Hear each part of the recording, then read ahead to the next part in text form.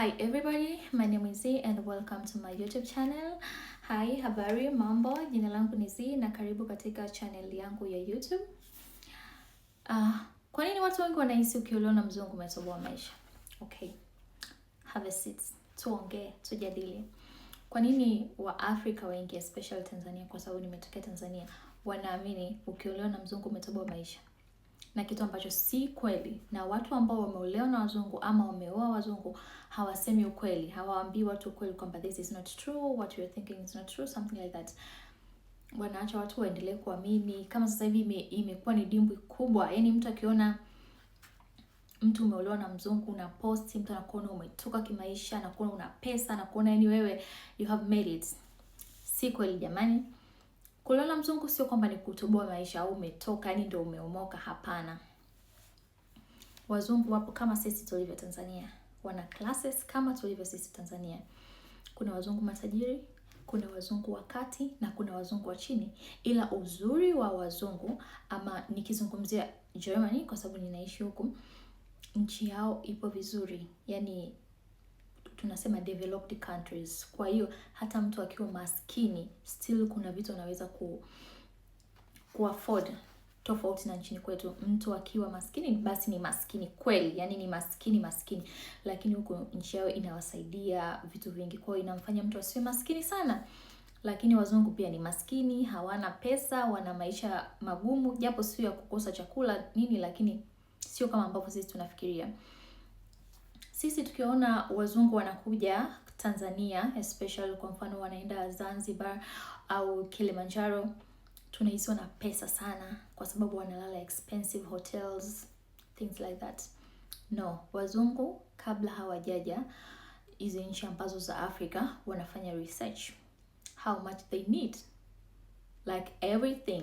They don't wake up in the morning and say okay we are going to Tanzania. No, they are doing research, then wanakuja kujua tunahitaji kuwa na kiasi fulani cha pesa ili tuweze kuafford hii vacation. Then let's say wanahitaji milioni 10. Milioni 10, it's almost here like 3,000 and something euros. Then wanna save, they save money here almost a year, sometimes 2 years if they have a big families. So it's not like how we think they are rich, they have money, life is good, they have everything. No, wana save pesa, then wakija Tanzania wana spend. Sasa sisi kwa kuwa hatuna hii elimu ya kuweka pesa kama tunahitaji kwenda vacation, kwa hiyo tukimwona mtu ambaye amekuja Tanzania ana spend, tunamuona yes, huyu ana pesa, huyu ana maisha mazuri. Hapana.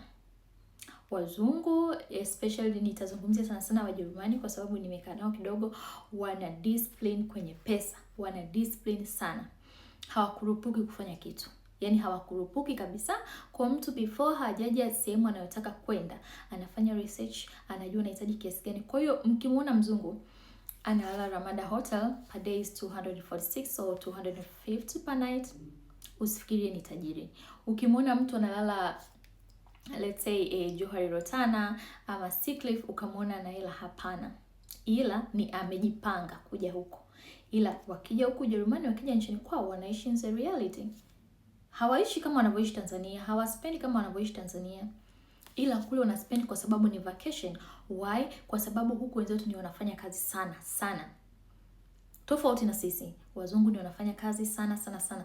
Kwa hiyo wenzetu vacation they take very very serious. Kwa hiyo mtu akija vacation ni ana spend, kwa sababu akirudi huku ni kufanya kazi.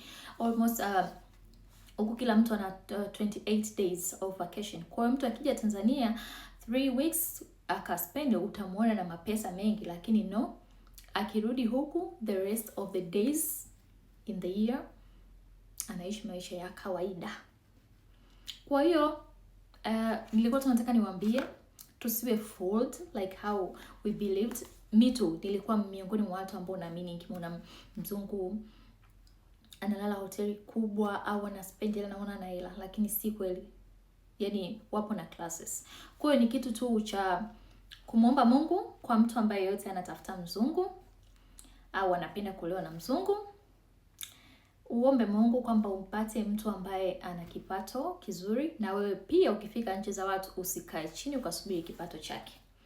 kwa sababu kama nchi kama Ujerumani kuna opportunity nyingi sana ambazo zinaweza kufanya wewe ukajiendeleza kimasomo ama kazi, ambapo mkafanya vitu kwa pamoja, mambo yakaenda vizuri. Kwa hiyo hii mentality ambayo tunayo kwamba mtu ukiona mzungu basi umetoka kimaisha, mwaka mmoja utanunua gari Tanzania, utajenga nyumba, utafungua biashara, hapana jamani. Si kweli. Si kweli. Before ya kufanya vitu tuwe tunafanya research, ndio tuwe tuna mentality kama hizo. So kama una swali lolote kuhusu maisha ya Ulaya ama interracial marriage, how can I say in Swahili? Sijui. Yeah, kwa watu ambao wanataka kujua ndoa za mataifa mbalimbali, yani kwa mfano mtu Mtanzania umeolewa Mjerumani, how it is, then unaweza ukacomment, then nikaja nikaongelea tena na wote tukapata elimu hii. So kwaherini mpaka wakati mwingine, bye.